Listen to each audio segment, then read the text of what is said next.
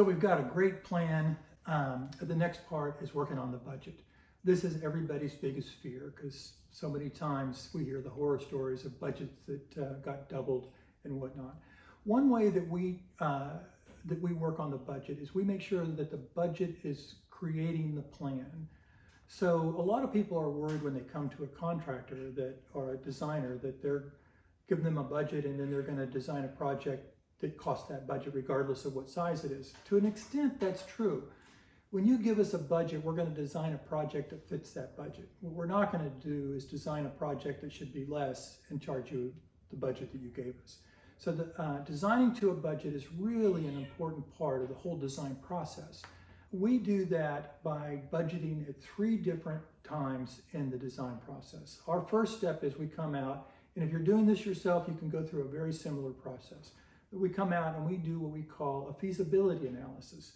We're going to take the information that you have told us about what you want, we're going to look at what you have, and then we're going to use some pretty crude estimating things to create a big ballpark of what that project's likely to cost.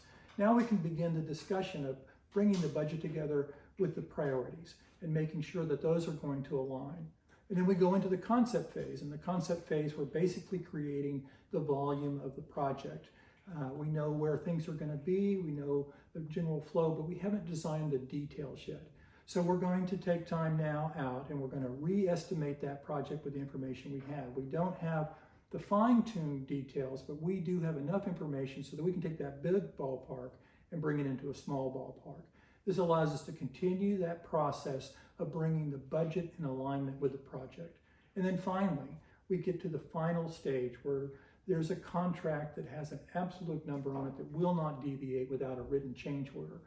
If you're working with a contractor, don't ever leave it open-ended. There's nothing worse than surprises. Any contractor that's been in the business very long wouldn't want to leave it open-ended. But there are certainly contractors who will go that route.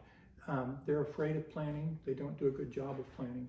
So you just don't want to get caught in that situation. Always know exactly what your budget's going to be. If you're a DIYer, I encourage you to follow a very similar step. Know what you can afford to build and then plan to that pricing as you go. I say that we give you an exact absolute price. That's true. That price isn't going to change without a written change order. Change orders come in 2 forms. One form is we open up a wall and we find a gas line that wasn't where we expected it to be. We couldn't have known that before we designed the plan. So there's going to be a change order for that. Usually those change orders are relatively small and easy to handle. But there's also the kind of change orders where you start to see the space develop and you realize, you know what, let's put a window there, or let's do this or that, which is fine too to the degree that your budget will handle it. Those are change orders that you have complete control over. We encourage our clients to budget at least 15% for cost overruns that have to do with change orders, whether they're change orders you want to do because you've just changed your mind, or change orders that need to happen because there was something that couldn't be seen in the estimating process. One of the true values of planning is making sure that you have an accurate budget. Contractors who aren't good at planning aren't going to be good at creating an accurate budget. And in fact, there are some contractors who will intentionally lowball a project knowing that they're going to pick up the difference in change orders. Those are the kind of surprises that no one likes. So the planning process is just absolutely crucial to make sure that your budget is accurate and you know where you're headed financially. Having a well planned out budget will allow your project to flow smoothly. If your budget is off and you have to stop to find where you're going to get money or possibly live in an incomplete project for a while, those are things that are avoidable. So, and the other thing that can happen if you haven't planned your budget well is you can end up compromising on the products, the materials that you're putting into the project. A significant amount of what we do in remodeling is replace what's called builder grade materials with things that are going to be more durable. So one of the things about our clients is they typically are a little bit wiser than people who are just simply buying based on the price at one time.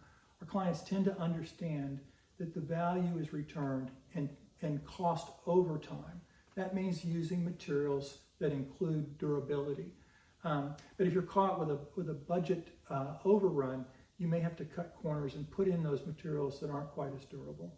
So an important part of a well worked out plan is what we call a design description. A design description gives you a detail of exactly what your end product will look like. And any construction contract for remodeling should include a very detailed design description so that everything is listed, including model numbers of the things that you've selected. So some people confuse the design description with the scope of work. Let me make that distinction clear. The design description is what should be in your contract if you're working with a professional, but you should also have a design description if you're doing it yourself. This is a complete description of exactly what the end product is going to look like. It includes paint colors and the model numbers of appliances you might put in, every detail of what that final product will look like. Now, the scope of work is going to tell us how we get to that design description.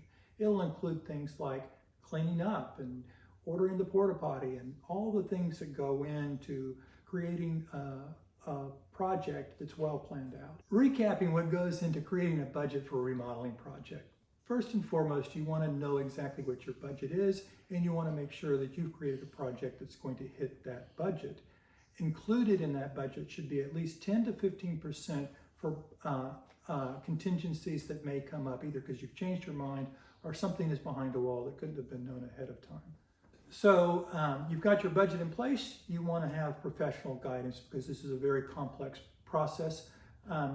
Certainly there's reading material available for you and video, a lot of videos if you're doing it yourself. But otherwise, if you're hiring somebody, make sure you're hiring somebody with enough experience to know the ins and outs. And a big important part of that is a design description. And also really, you want to have that scope of work as well so we know how the work is going to fold. So what are your biggest concerns about your budget for a remodeling project? Drop your concerns in the comment section and we'll answer them. Additionally, if you want further information from us, feel free to call our office. We'll answer questions, and if you'd like us to talk to you about a remodeling project, we would be glad to do that.